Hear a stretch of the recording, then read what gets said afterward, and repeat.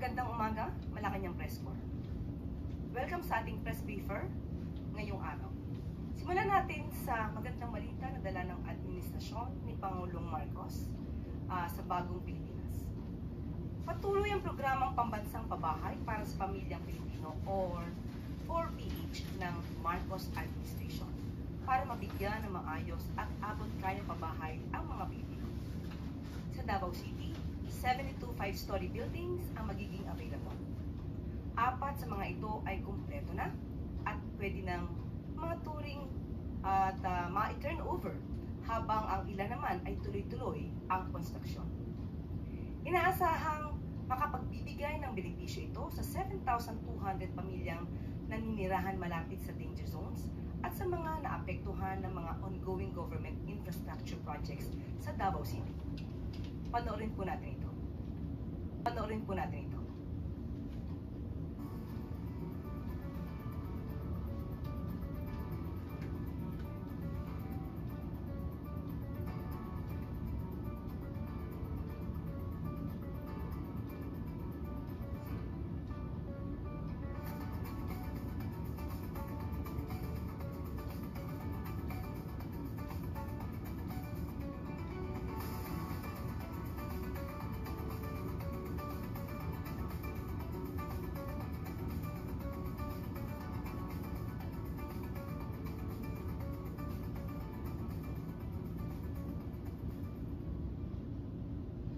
Good din ang dala ng Bureau of Immigration. In line with President Marcos Jr.'s directive to enhance national security through digital transformation, the BI advances its border security with the launch of Advanced Passenger Information System or APIS. APIS is a globally recognized system that allows authorities to conduct advanced screening of passengers before their arrival, enabling enhanced risk assessment and streamlined immigration procedures. As part of its phased implementation, the BI has begun pilot testing with major airlines, with Cebu Pacific becoming the first carrier to fully integrate its system with APIS. The Bureau of Immigration has also successfully conducted connectivity tests with Interpol's I-24/7 database, ensuring access to global security watch list for enhanced monitoring. At ito po ang mga good news natin sa araw na ito. Makakasama rin po natin ngayong umaga si OWA Administrator Arnel Ignacio para naman ibahagi ang ilan sa mga programa ng ahensya. Pero po bago natin siya makasama, panoorin po muna natin ito.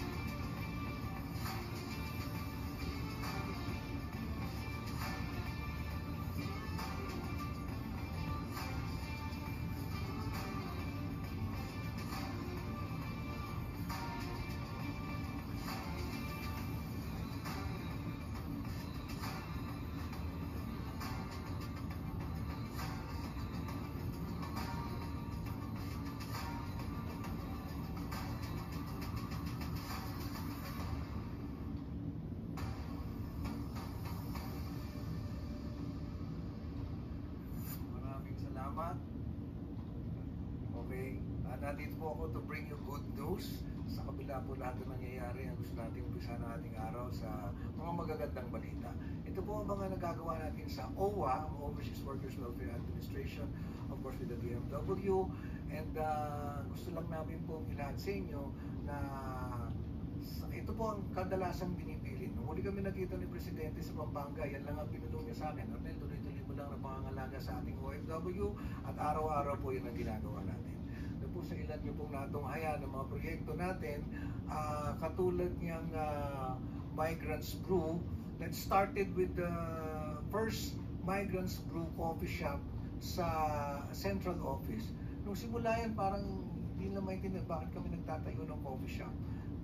Ito kasi nagsimula ito sa aming mga trips abroad and ay nakikita ko yung mga OFWs natin. Isa sinisilip-silip na kami pagka nagkakape. At amoy na lang ng kape yung kanilang nilalanghap para ba masiyahan. So we started with the first Migrants Brew coffee shop, and now all over our 17 offices sa kabuuan ng OWA, meron na po niya. Yan ang sumasalubong. So bago pa kayo magdiskusyon ng kanilang mga problema at hinaing, magkakape muna sila. And napakalaki po ng nagawa nito sa kanilang pakiramdam. Sinasabi natin mahal natin ang OFW, kadalasan tayong inaalok natin kagad, nagkape ka na ba, kumain ka na ba? So ito ang bungad tuwing ang OFW ay pumupunta sa opisina. I really hope that you can also visit the old OWA office dyan sa FB Harrison, corner Bundia. Bagamat luma yung building, pinaganda natin ang pinaganda, para nga maramdaman ng ating mga OFWs that meron silang lugar dito na matatawag ng kanila. Nakita nyo rin ay meron tayong Ayos truck. Kung napansin niyo yung Ayos truck na yan, that is again sa pangangalaga naman ng OFWs as instructed by the President Bongbong Marcos, na lagyan natin ng komprehensibong pangangalaga. Dahil merong mga bagyo, lindol, ang mga OFWs natin nag-aalala kung paano nila makukontak yung kanilang pamilya. Ito pong Ayos truck na to ay equipped with Wi-Fi. It has a kitchen, shower, generator, lights. Ito ho ang nauunang pupunta sa lugar kung saan merong trahedya. So we can provide them with the Wi-Fi, internet connection, so they can get in touch with their OFWs na kamag-anak sa ibang bansa. Nakita nyo rin na yung ating dalawang lounges sa Terminal 1 and Terminal 3, which has been operating 24 hours, and as of now, we breached a 600,000 numero ng mga OFWs na napagsilbihan dyan. Ang maganda ng balita, talagang naubos na yung mga matitinding kanilang hinaing, dahil ngayon meron na silang mapupuntahan. At I really hope that you can see their reaction each time they come in dito sa mga lounges na matatawag nilang kanila. Maririnig mo sila, punta muna tayo dun sa lounge natin. Napakasarap ng pakiramdam. At kung gusto niyo ng good news, ito hong emosyon na nararanasan namin araw-araw by serving the OFWs, napakasarap sa pakiramdam. Yung ding Seafarers Hub, for the first time, ang ating mga seafarers nagkaroon ng tambayan. For so many years, kumakanta pa ako sa library, way back 86. Hindi ko mapigil, sorry ha. Nakikita na natin ito mga seafarers sa katambay dyan sa Calao. And hindi lang hirap ng init, hindi lang hirap ng gutom, kung hindi naging lugar pa ito kung saan pumupunta yung mga ambulance chasers at kadalasan na napapapirma sila sa mga agreement na ipapanalo daw yung kaso na ending up wala sila nakukuha. So what did we do? Sabi ko lang, lagyan natin sila ng lugar na meron ng abogado, merong pagkain, may kape, naka-aircon, bukas yung 24 oras. So kung meron tayong mga communication na kailangan ipahatid sa kanila, meron din silang lugar. So ang ating unang-unang Seafarers Hub, nandyan sa Mabini, corner TM Calao, kung saan sila. And we are very, very happy and very glad and looking forward na after the President has signed Magna Carta for Seafarers, nakatalaga po rito na magtatayo pa tayo all over the country ng Seafarers Hub. So, yan ang isa rin sa we're very eager to do for our seafarers. And kung napansin nyo, meron tayong ipinakitang OFW Global Center. It is 1,903 square meters of it's a whole floor na center to para sa OFWs. Bubunga dito yung pinakamalaki nating Migrants Brew Coffee. Of course, we're working with the DMW and itong lugar na ito, natulungan tayo ng Department of Foreign Affairs na makuha ang immunity. So that's Philippine territory, itong OFW Global Center. I really hope that pwede ba natin silang maisama lahat doon? So para makita nyo naman, dahil ito ang pagkakagawa nito truly world class. Napakagandang lugar. Kung maalala nyo, yung ating mga OFWs, natutulog sila doon sa mga kalye, nakahiga doon. And now, again, caring for OFWs as instructed, meron silang lugar na kung matatawag na kanila. At ang location nito, nasa Admiralty, is the United Center Building at the 18th floor. Ang elevator nito, 5.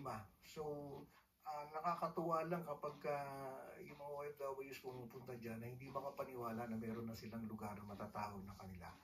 So, ano pa ba yung aking na-miss?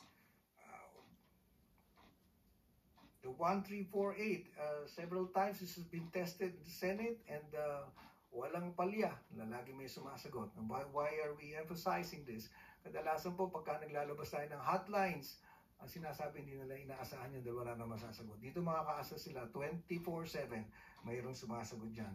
And also we'd like to emphasize that the problems of OFWs tuloy-tuloy yan. Hindi naman talaga mai-eliminate yan totally and absolutely. But the great difference now is government answers. Government works and governments act swiftly. As we've demonstrated doon sa sinabit sa aming Escalona case na from Colombia, kaagad-agad natin ito naiwi to an air ambulance at nakarating na kaagad siya. Ito yung na-stroke, suffered from massive stroke, is a 48-year-old chef from Colombia. Naiwi natin kaagad-agad ito via air ambulance. So, in a nutshell, what we're trying to say that we have a government who acts, who responds, and who feels. At kahit ano pa po ang nangyayari, paulit-ulit lamang kaming binibilina ng ating presidente, PBBM, alagaan mo yung mga OFWs. And that is what we're doing. Thank you, Admin. We're now opening the floor for questions from MTC. Tuesday New, DZWB.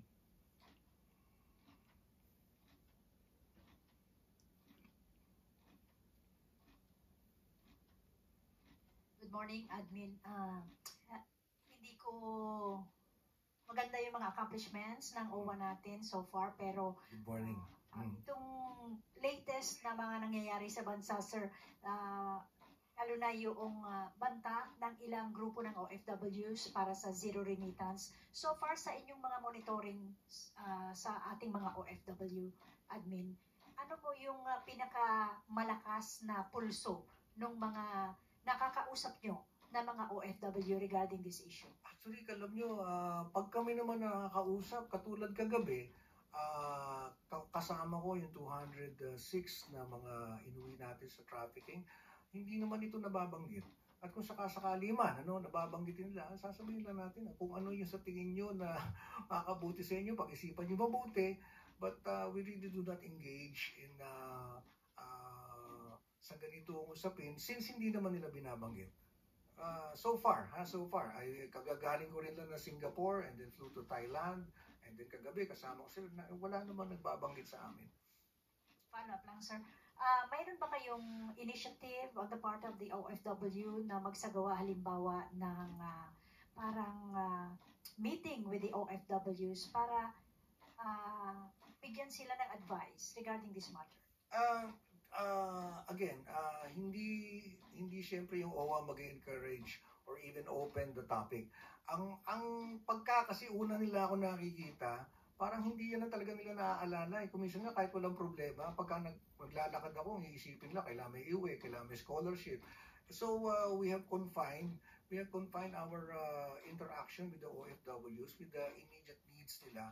Doon pa rin naman Tuesday, doon pa rin sila umiikot sa mga pangangailangan nila. Kadalasan nilang nilalapit sa amin. So merong gustong umuwi, at kadalasan kasi ang topic namin becomes really very light dahil nauuwi ito sa sa tawanan. Alam niyo naman ilang taon na rin ako dito, kaibigan na trato ko sa mga OFWs natin. Next question. Alvin Baltazar, Radyo Pilipinas. Hi Alvin. Alvin, good morning. Alvin, kamusta yung mga kababayan natin doon sa Lebanon? Lebanon. Ilan pa ba yung mga hindi pa na-repatriate? Okay, ganito ito lang kasi I really hope that you can help us out here. Ang pagre-repatriate, hindi naman yan nangyayari each time lang na meron kayong mababalitaan. It's a daily thing na ginagawa ng OWA at ng DMW. Laging meron tayong naiuwi, pa tatlo-tatlo, pa 20, hindi yan tumitigil. So if there are calls for repatriation, all they need to do is to get in touch with the DMW, OWA, or the DFA, and immediately, napo-provide natin yan kaagad. Basta ang doon sila lumapit sa amin. Kasi kadalasan, sa Facebook sila lumalapit. Pagka sa Facebook, hahanapin pa namin. So, kailangan lang. The 1348 hotline works. Sir, yung sa air ambulance, magkano yung naging ginugol ng gobyerno doon? Ito umabot ng mga $47,000. Kaya sa mga ganyang gastusin, hindi na natin iniisip kung malaki. As I mentioned, ang instructions lang sa amin at ang aming pangkaraniwang nararamdaman, it becomes second nature to people from OWA and DMW and DFA. Pag kami nangailangan, tulungan mo na kaagad. And I really hope that kayo rin, pagka tumatawag sa amin, wala naman, hindi naman kami tumitingin sa oras we will immediately respond. Sir, isa na lang clarification lang doon sa OWA brewed coffee. Yes. Libre yun, Yes, libre yun. Madalas nga yan, kung nagugulat sila na wala palang bayad. Kasi nga, nasanay tayo, pagka pinagkape ka, bibigyan ka lang ng cup, di ba? Tsaka yung stirrer na kahoy. Dito hindi. Ang gusto namin maramdaman ng mga OFWs, at kahit na sino, pag pumasok ka doon, premium ang ibibigay sa'yo. Para naman damang-damang mo na hindi ka tinipid. Thank you. Hindi ba, Alvin? Do you have questions for Admin Ignacio? I really hope that na makita nyo yung aming bagong bubuksan sa Hong Kong. Ang tagal ko na rin dito, but what I want to share with you is not only the services that we do every day, it's the feeling na tumubo na sa amin yung each time an OFW comes to you and say thank you. Especially the seafarers, whom I discovered ang pinaka-emosyonal. Lalaki ng katawan, sila pa yung nauunang umiiyak. Just to say thank you. Kaya alam nyo yung mga pinag-uusapan sa social media na mainit, pagdating doon sa aming daigdig, hindi naman ganyan ang usapan Kung ano lang yung basic nilang hinihingi at ang marireport ko sa inyo, yung pag nag-responde tayo, napakaganda ng aming exchange. I really hope that we can translate that into words because yun na ang naging buhay natin with the OFWs. And I'd like to think and I'd like to say that a lot have changed. And lalo na sa ating pagresponde at pag-aasikaso rin. Hindi lang nung binibigay, kung hindi pag-aasikaso rin nung kanilang nararamdaman. Maraming salamat. I think we have one more question from Kenneth Pasyente. Hi, Kenneth. Sir, good morning. Sir, maghingi lang po kami ng update doon po sa OFW's ID, kung meron pong update doon. What about Magre-release po doon. Oo. Ito rin again, I'd like to emphasize, meron din order sa ating presidente na mag-digitalization na tayo. And we have followed that. Kaya kapag kayo yung ating mga OFWs, kumuha na sila, nag-register sila for the OFW IDs, itong e-card, meron yan available sa Terminal 3, Terminal 1, sa NCR office, at sa mga lounges natin, no? Ito, bibigyan ka na ng digital copy. So, sa cellphone mo pa lang meron ka na. And meron ka pa rin ng card, which takes about 5 minutes. 5 minutes, ano yun, matagal na yun. Naiinip na yun. And doon din sa mga pinupuntahan naming bansa, like ito, we're going to Hong Kong, right? Dadali namin yung machine para hindi mga taga Hong Kong mabigyan natin ng mga e-cards. And same thing happened when we were in Taiwan. Kung pwede lang namin kayong sinasama. And also in Japan, kasi yung saya, yun ang gusto kong maramdaman yun, ma-experience Which is the prime reason why kung tinatanong nyo, hindi kami napapagod. Thank you. I hope I brought you some good vibes for today. Salamat.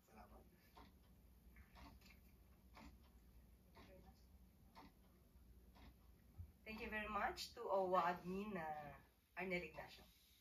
Ngayon po ay handa na po tayong tumugon sa inyong mga katanungan. Yusek, first question po is from Kenneth Pachete, PTV4. Hi Yusek, good morning po. Yusek, balikan ko lang po yung sa EPIS. Nabanggit niyo po kanina na sumali na po yung Cebu Pacific dun sa pilot testing. May mga karagdagang airlines pa po ba na inaasahang sasali po dito sa pilot testing? At kailan po makukumpleto yung pag-integrate ng lahat po ng airlines? Sa ngayon po, tama po na ang Cebu Pacific po ay nag-i-implement na po ito. At sa susunod po ay ang PAL naman na po ang mag-i-implement din po ito. Kapag ka po naging smooth na po ang lahat, once everything smooth, lahat na po ng airlines ay imamandatory na po na magsagawa na rin po ng APIS. Next question, Christian Yusores, Radyo 630. Hi ma'am, good morning. The DICT said recently po na mas maraming cyber attack pa yung inaasahan nila habang papalapit ang halalan. And one of the main factors ay yung paggamit daw po ng mga troll farms pa rin. In relation to this ma'am, may ipinili na po bang direktiba o kautusan si Pangulong Marcos kay newly appointed Secretary Henry Aguda ng DICT? Actually, sabi nga po natin, yung cyber attacks po talaga ay nakikita na po. Merong epekto na po sa bansa. Kaya unang-una po ang direktiba po ng Pangulo sa bagong appointed na DICT Secretary ay unang-una po ang programa po ng administrasyon patungkol po sa digitalization, pati po yung internet connectivity across the country, and of course, cybersecurity ang kailangan natin pagtunan, lalo-lalo po sa ngayong panahon na mayroong pangangampanya at campaign period. Meron po bang magiging coordination din po ang PCO sa DICT sa inyo po mga initiatives and plano po against fake news bilang sa social media po mas lalong kumakalat yung mga maling impormasyon? Opo, hindi lamang po ang PCO. Lahat po ng ahensya na may concern po patungkol sa mga paglaganap ng fake news, lahat po tayo ay magtutulong-tulungan para po masawata, matigil ang fake news na ito. Ann Soberano, Bomba Radyo. Yusek, good morning. How does the palace view or anong reaksyon ng palasyo sa naging pahayag ni US Defense Secretary Pete Hegseth that the US has great interest in expanding more military-to-military cooperation between the Philippines and the United States, and pointing out deterrence is necessary, especially the Philippines, considering the threats from the Chinese? Opo, magandang balita po yan para sa ating bansa. Katunayan nga po ay nagkaroon po ng reaffirmation ng US Ironclad, no? Commitment to uphold our mutual defense treaty. Pero ang mga detalye po niyan ay magkakaroon po mamaya ng presscon, ang DND po, mamaya lamang po. So doon po natin tanungin lahat ang mga katanungan at mga detalye na napag-usapan ni US Secretary of Defense Pete Hegseth at ang Pangulo. So with this ma'am, with the statement of Secretary Hegseth, ibig sabihin po ba na mas bubuhos pa ang tulong ng Amerika sa Pilipinas sa ilalim ng Trump administration? Hindi po ako makakapagbigay ng detalye sa ngayon. At sabi nga po natin, maya-maya lamang po ay magkakaroon sila ng presscon. At malamang po lahat ng detalye ay makukuha niyo maya-maya lamang. Next question, Maricel Halili, TV5. Magandang umaga po, Yusek. Yusek, today is the birthday of former President Rodrigo Duterte. So, meron po bang gustong ipaabot si President Marcos o ang Malacanang sa dating Pangulo? Katulad po natin ang sinabi natin noong nakaraan, dapat lamang po nating batiin ng happy birthday ang dating Pangulong Duterte. At kung maaari nga po nating kantahan lahat ng happy birthday ang Pangulo.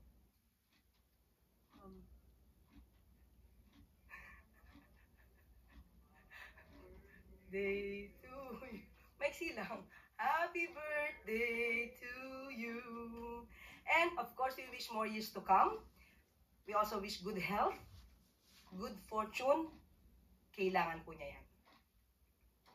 And of course, ma'am, ngayon habang sineselebrate yung birthday ni FPRRD, we're also expecting different activities, both from pro and anti-Duterte. And obviously, this is very divisive. So, what's your assessment on this? Do you see this as a failure on the part of government, not just on the part of administration, but on the part of VP Sara as well, considering that the brand of unity has always been the campaign of PBBM since day one? Actually, I believe it's only the pro-Duterte groups that have the activities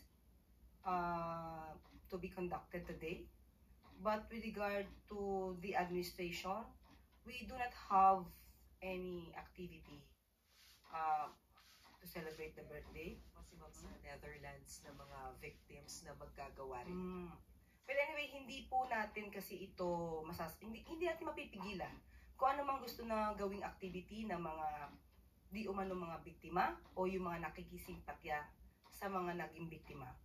Tama naman po, siguro dapat malaman din po ng buong mundo na hindi lamang po ang interes ng dating Pangulong Duterte ang madinig, pati po yung interes ng mga nabiktima ang dapat madinig ng buong mundo. Hindi po natin masasabing divisive ito dahil sila nagsasabi lang ng kanilang mga hinaing, ng kanilang mga sentiments, ng kanilang mga opinion, at it's just a freedom of expression. So, hindi po natin ituturing ito na divisive. Next question, follow-up question from Eden Santos, Net25. Good morning po, Yusek. So since hindi nyo tinuturing na divisive yung papakita po ng simpatsya o kaya yung pagpapakita ng kawalan ng simpatsya ng magkabilang taga-suporta po kay FPRRD ngayong kanyang birthday. So yun po mga gagawing isasagawang mga pagtitipon ng mga taga-suporta nila sa Davao man o sa ibang lugar dito sa bansa ay okay lang din po yun. Hindi yun na pipigilan ng ating mga kapulisan. Wala pong kautusan na pumigil sa anumang gagawing pagtitipon dahil ito po ay constitutional right ng bawat Pilipino. At wag lamang po silang lalagpas at maituturing na ang kanilang mga ginagawa ay labag na po sa batas. At may bilin din po ang DOH, lalo't umiinit na ang panahon. Lagi lang uminom ng tubig, pumunta sa malililim na lugar, at kaya in other words, ingat. Ano na po yung mga parameters na pwedeng lumagpas sila sa limitasyon para naman po reminders lang din paalala doon sa mga magsasagawa ng mga pagtitipon or programa para sa birthday ni FPRRD po? Pag sumigaw na ibagsak ang gobyerno, isa yan. Kapag nagpatuloy ng pananalita para to sow fear, i-promote pa yung hatred sa government, bordering the line of inciting to sedition, dapat alam po nila yan. Dahil sila naman po ay pinamumunuan ng kanilang mga leaders, so dapat alam nila ang kanilang limitasyon. Ang bawat responsibilidad ay may kaakibat na obligasyon. Ma'am, since kayo po ay bumati na ng happy birthday. Tayong lahat, hindi lamang ako. Tandaan natin yan. Ang Pangulo po ba, wala talagang statement or kahit na letter na bumabati po sa dating Pangulo? Ang tanong lamang po sa akin kanina ni Miss Maricel ay kung Malacanang. So lahat na po yan. Lahat na po kami bumabati rito ng happy birthday. Pero ang Pangulo po mismo, wala pong Pagkatapos po siguro ng kanyang napakahalagang meeting kay US Secretary of Defense, tanungin natin kung meron siyang babate. Going back po dun sa good news nyo kanina about pabahay, tinanong ko lang po kung kumusta na po yung 4PH ng Marcos administration. Ilang milyon na po bang pabahay ang naipatayo ng ating administrasyon para sa mga... Kung nakinig ka kahapon sa ating good news, meron po tayo patungkol dito sa San Juan. Ngayon po sinasabi natin ay dito sa Davao. At ibibigay pa po namin yung iba pang nabuo at mga iba pang darating na programa. So, meron po tayong figures. Binanggit ko na po yan kahapon. At ngayon din po, binanggit natin. Okay. Thank you. Next question, Alvin Baltazar, Radyo Pilipinas. Yusek, good morning. Yes, good morning. Yusek, may lumabas lang na balita doon sa recovery ng 65 million pesos worth in line with the voucher program naman ng DepEd during the past admin agency. Any reaction from the Palace regarding? Yes, maganda pong balita ito. Dapat nasama po ito sa good news. Dahil sa pamumuno po, tandaan po natin, ito ay nasa pamumuno na po ang DepEd ni Secretary Sonny Angara. Na imbestigahan po ng mabuti yung ghost students, yung voucher program anomalies, at ito po ay magre-resulta ng 65 million marirecover po natin. Tandaan po natin, itong mga ghost students na to ay nagsimula ng 2021 to 2022 at 2022 to 2023. Ito po ay panahon ni dating Pangulong Duterte at panahon nung naging DepEd Secretary si VP Sara. So, with this result, we can now say that DepEd will not be put to dumpster. Hindi po mapupunta sa basurahan ngayon ang DOH dahil may ginagawa. Kung nagkataon po kaya na hindi pa siya ang naging pinuno nito, baka hindi pa po ito naimbestigahan. At hindi natin marirecover ang 65 million pesos na pondo mula sa mga ghost students. Yusek, follow-up lang sana. May nasampahan na ba ng asunto tungkol dito? At kung meron na, ilan yung mga nakasuhan na? Sa ngayon po, ang nasa balita po natin at sinabi po ni Secretary Angara ay nagbigay lamang po sila ng ultimatum, nagbigay ng demand letter para po dito sa mga schools na involved tungkol sa ghost students. At yun nga po ay base po sa kanilang investigation, makaka-recover po tayo. Pero yung patungkol po sa mga criminal actions, tatanungin po muli natin kung ano po ang balak na ni DepEd Secretary Angara patungkol dyan. Follow-up question. Gilbert Verdes, DWIZ. Next question.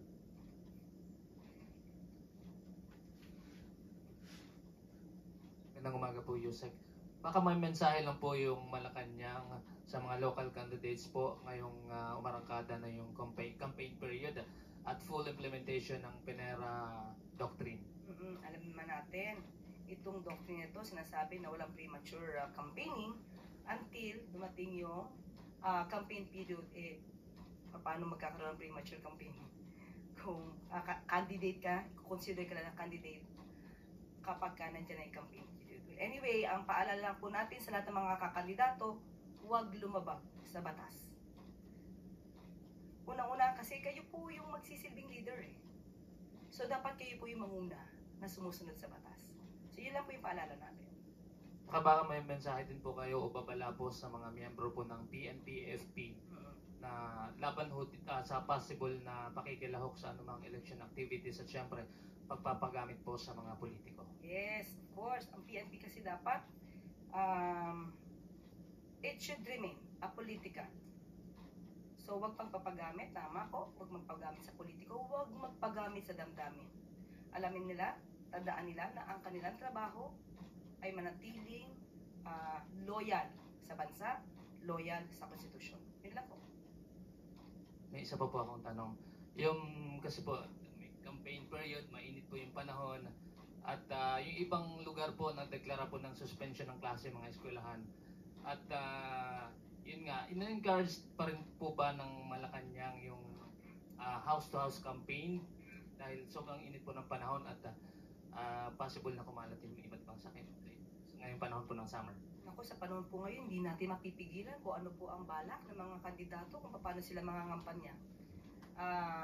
Siguro naman po alam na nila kung paano ba alagaan ang sarili nila at alagaan na rin yung mga constituents nila. So, ipapaubaya po natin sa kanila ang desisyon na yan. But muli, pinapaalala ng DOH na mag-ingat, uminom palagi, pumunta sa malililim na lugar, at ingat. Left Narciso, DZRH. Yusek, sa mga nakaraang summit po ng Partido Federal ng Pilipinas, tiniyak ni Pangulong Marcos ang tulong na gagawin ng lahat ng kanilang partido ang magagawa para maipanalo yung kanilang mga kandidato. So ngayon nag-start na po ang kampanya sa lokal na posisyon. Ano po kayang tulong ang ibinigay o ibibigay pa ng partido ng Pangulo sa kanilang mga kapartido? Sa ganyan po kasi, ang makakapagbigay lang po ng detalye ay ang campaign manager nila na si Congressman Toby Tiangco. So, ipapaubaya ko na lang sa kanya yung ganyang katanungan. I think we don't have questions anymore, you say? At dito na po rin tatapos ang ating briefing. Maraming salamat, Malacanang Press Corps. Magandang tanghali para sa Bagong Pilipinas.